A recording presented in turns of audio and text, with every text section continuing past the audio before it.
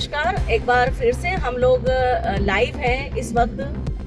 Gopalpura bypass root पर। Gopalpura bypass Jaipur राजधानी का एक मुख्य मार्ग है जो कई सारे बड़े इलाकों को आपस में जोड़ता है।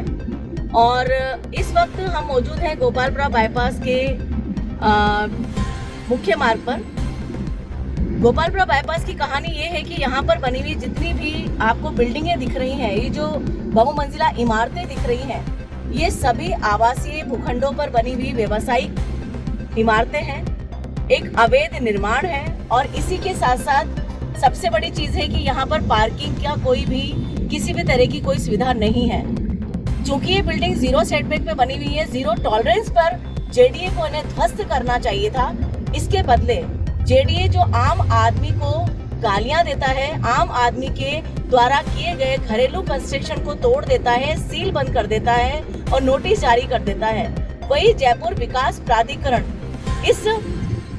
मुख्य मार्ग पर बसी हुई सारी इन अवैध बिल्डिंगों को, व्यवसायिक बिल्डिंगों को जो कि आवासीय भूखंडों पर बस गई हैं, इन सभी बिल्डिंगों को, इनके व्यापारियों को कॉमर्शियल पट्टा जारी कर रहा है लगातार। मैं ध्यान दिलाना चाहूंगी कि गत माह 8 फरवरी 2023 को मेरे द्वारा जनहित याचिका यानी PIL दर्ज की गई है स्पेशल डेवलपमेंट प्रोजेक्ट के विरुद्ध, जो कि जेडीए ने एक मास्टर प्लान को 2025 को परे रखकर इन व्यापारियों को मिली भगत कर फायदा देने के लिए डेवलप किया है। इन अवैध बिल्डिंगों को गलियां देने के लिए मास्टर प्लान बनाया गया है। स्पेशल डेवलपमेंट प्रोजेक्ट है जो कि जेडीए द्वारा किया गया है और इसमें ये होगा कि इन आवासीय भूखंडों पर बसी हुई व्यावसायिक बिल्डिंगों को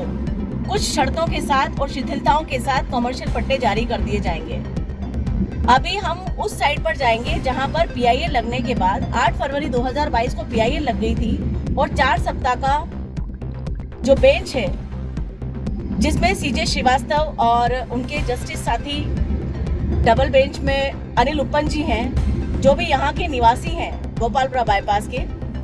उनके द्वारा 4 सप्ताह का वक्त दिया गया जयपुर विकास प्राधिकरण को मेरे द्वारा लगाई गई PIL को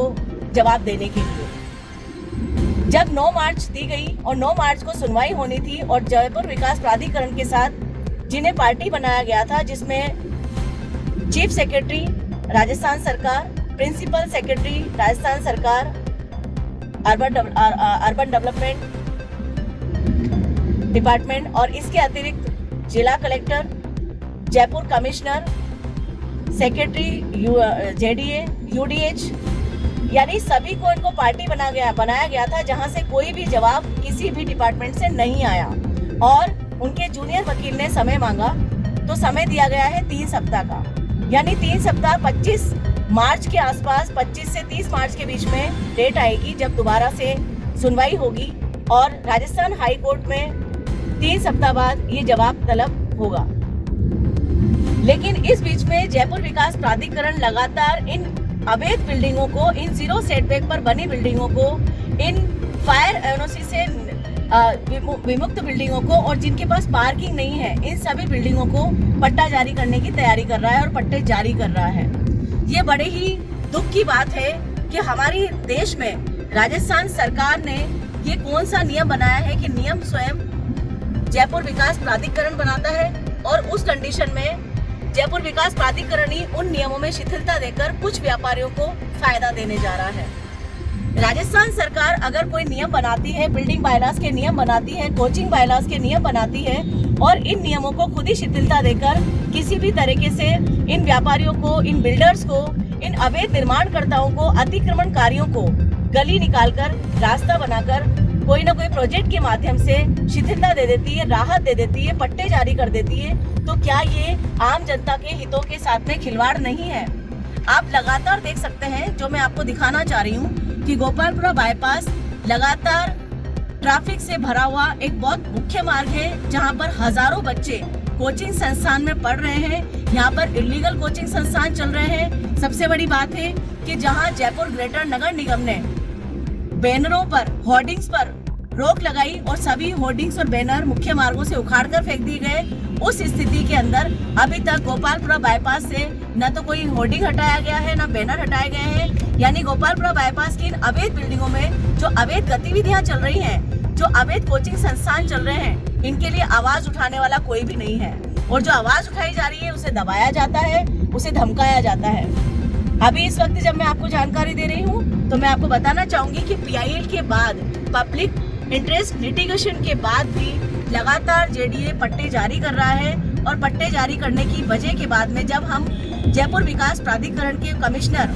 आयुक्त महोदय रवि जैन साहब से आज हम मिले